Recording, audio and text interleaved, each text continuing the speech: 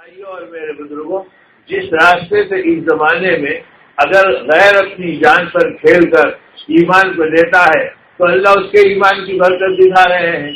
اور اس نے کہا اپنے کھیلنے کے زمانے میں میں جس پڑوسن کے پاس کھیلتی تھی اس خالہ نے مجھے یہ بات سکھائی تھی کہ بیٹا یہ علم نشرہ کا سورہ ہے، اسے یاد کر لینا، کبھی مصیبت میں تم کو کام آئے گا، اور جب مصیبت آئے اس وقت اس کو کثرت سے پڑھ کر دعا کرنا اور کثرت سے پڑھ کر کسی بیمار کو دم کر کے کھلا دینا تو تم اپنی آنکھوں کی شفا دیکھو گے۔ تو وہ چیز اللہ نے آج مجھے دکھا دی اور میں صرف علم نشرہ کا سورہ پڑھتی رہی، اس کے علاوہ اور میں نے کچھ نہیں پڑھا۔ تو جب ایک سورت کی یہ طاقت ہے تو پورے قرآن کی کیا طاقت ہے؟ اب یہ اپنے شوہر کو سمجھا رہی ہے، اب وہ شوہر اس کی مان کر اپنی زندگی گزار رہا ہے۔ تو میں کر رہا ہوں کہ علم کے اندر اللہ نے طاقت رکھی ہے، علم کے اندر اللہ نے برکت رکھی ہے، علم کے اندر اللہ نے بصیرت رکھی ہے، علم کے اندر اللہ پاک نے انصاف رکھا ہے، علم کے اندر اللہ نے ہمدردی اور غمخواری رکھی ہے۔ آج چونکہ ہم اپنے آپ کو علم سے بے بہرا رکھے ہیں اور علم سے مراد صرف کھانے پینے اور کمانے کی چند چیزوں کا نام ہم نے رکھ لیا ہے، حالانکہ یہ علم نہیں ہے بلکہ یہ اپنے اپنے زمانے کے آرٹس ہیں جو چل رہے ہیں۔ اب اس کے اندر علوم کے اثرات کو دینا اور علم سے ان کو رنگنا، اب یہ ہماری امانت ہے کہ ہم ان چیزوں کو پہچانیں اور ان چیزوں کو پورا کرنے والے بنیں۔ وہ اس مروب زدہ ذہن سے نکل جائے جو اس وقت دنیا میں بنا ہوا ہے۔ ارے صاحب اگر ہم دینیات کے گھنٹے رکھیں گے تو لوگ ہم کو یہ کہیں گے ارے تم تو ملا بن گئے، دقیانوس ہو گئے اور پرانے ہو گئے، ہم تو لائے تھے ماڈریٹ بچے کو بنانے کے لیے، چلو کسی اور اسکول میں لے جائیں گے۔ نہیں، 100 کی جگہ 10 پڑھیں اور 1000 کی جگہ 50 پڑھیں، لیکن وہ ایک کردار کی زندگی کو لے کر جائیں اور کردار کی زندگی ان کے اندر پیدا ہو۔ اگر وہ ماحول ہمارے پاس بنے گا تو اس کے اثرات پوری دنیا دیکھے گی۔ اور آج اللہ دکھا رہے ہیں جہاں یہ کام ہو رہا ہے اور جس چار دیواریوں کے اندر اخلاقیات کو سکھایا جا رہا ہے، اعمال کی صحیح کرنے کو بتلایا جا رہا ہے اور اپنی زندگی کو زندگی بنا کر انسان بن کر جینے کا طریقہ بتلایا جا رہا ہے۔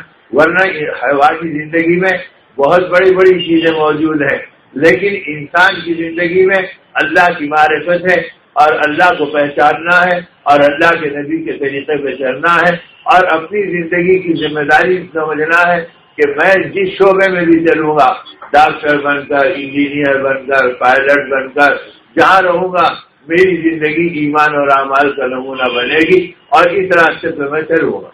اب یہ بات آ گئی تو سریدس میں وہ واقعہ بھی سنا دوں کہ ساؤتھ افریقہ کا سفر ہوا اور اس موقع کے اوپر وہ جماعت جب واپس ہو رہی تھی تو انہوں نے کہا بھئی اتنے گھنٹے کا سفر ہے، اب اس کے اندر ہماری نمازوں کی ترتیب کیا ہوگی اور قبلے کو پہچاننے کے لیے کیا کرنا پڑے گا۔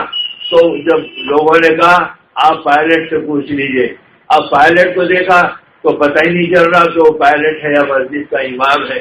اس نے کہا ہر نماز میں میں آپ کے ساتھ شریک رہوں گا، آپ بے فکر بیٹھے رہیے، قبلے کے دیکھنے کی ضرورت نہیں، قبلہ بھی میں بتاؤں گا، نماز بھی میں آپ کے ساتھ پڑھوں گا۔ اب وہی آتا، مسلح وہی لاتا، مسلح وہی بچھاتا اور پھر جو ہے وہی نماز میں شریک ہوتا۔ اب اس کیفیت کو دیکھ کے طبیعت حیران ہوئی تو کچھ اس سے بات کرنے کو جی چاہا، تو ہمارے مولانا یونس صاحب پالنپوری نے ان سے بات کی اور یہ کہا کہ بھائی بتاؤ کہ تم کو یہ زندگی کب سے ملی اور کہاں سے ملی؟ اس نے کہا کہ مولوی صاحب اصل بات تو یہ ہے میں ایک آزاد انسان تھا، خواہشات کا غلام تھا، ہر روز کسی طلب میں اپنی رات گزارتا تھا، نشے میں رہنا میرا معمول تھا اور میری بیوی نیکوکار ہے اور وہ تعلیم کے حلقوں میں بیٹھتی اور وہ اجتماع میں جاتی اور وہ ایمان کے ماحول میں رہتی، اور جب میں گھر پہنچتا تو میری اور اس کی لڑائی ہوتی۔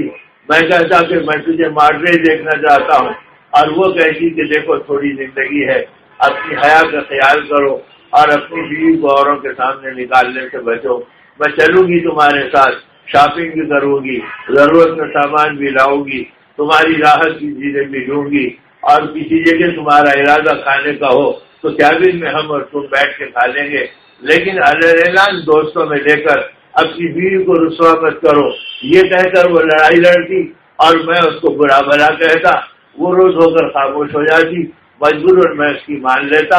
اب یہ زندگی میری چلتی رہی. کچھ دنوں کے بعد ایک دن میں تھکا ہارا سو رہا تھا، اتنے میں مجھے ہچکیوں کی آواز آئی. میں سوچا کہ رات کے اندھیرے میں یہ ہچکیاں کدھر ہیں. ادھر ادھر دیکھا تو میرے پیروں کے پاس میری بیوی نماز پڑھ رہی تھی اور سجدے میں ہچکیاں لے رہی تھی. اب میں گھبرا گیا کہ اتنا ہی سے روتے ہوئے تنہائی میں دیکھ کر یہ کیا ہو گیا. وہ سلام تھے ہی تو میں نے اسے پکڑ لیا اور کہا کہ کیا ہے، یہ کیوں رو رہے ہیں.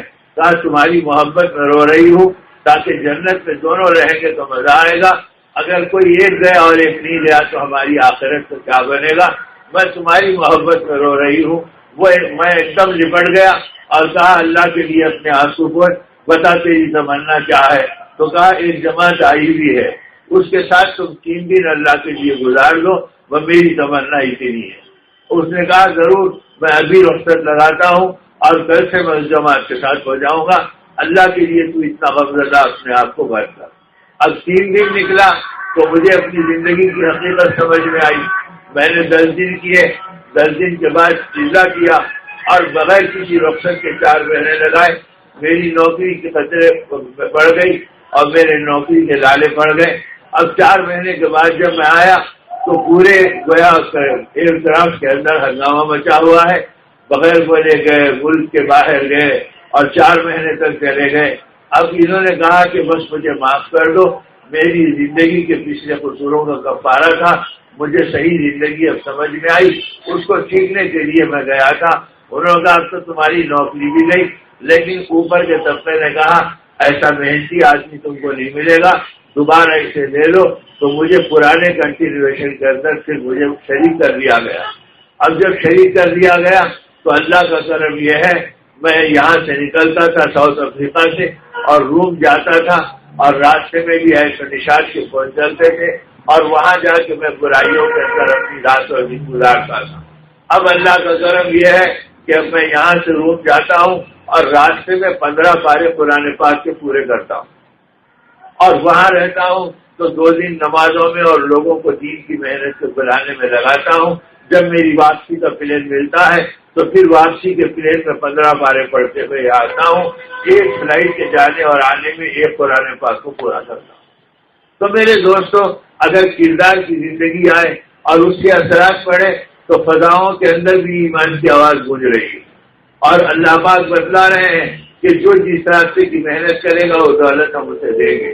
اور اگر تم بے نیاز ہوتے ہیں وَإِن تَتَوَلَّوْا يَسْتَبْدِلْ قَوْمًا غَيْرَكُمْ ثُمَّ لَا يَكُونُوا أَمْثَالَكُمْ. اگر تم پلٹ گئے اور پھر گئے ہم سے اور غفلت میں ڈوب گئے تو یاد رکھو ہم تم کو بدل دیں گے اور تمہارے دلوں پہ مہر لگا دیں گے اور تمہاری جگہ دوسری قوموں کو لا کر اپنے دین کا کام دے دیں. تو یہ اللہ کا ضابطہ اس 1500 برس سے چلے آ رہا ہے. جو آدمی بدلنے کے لیے تیار نہیں اللہ اس کو ٹھکرا دیتے ہیں اور جو بدلنے میں تیار ہے خدا اس کو آگے بڑھا دیتے ہیں.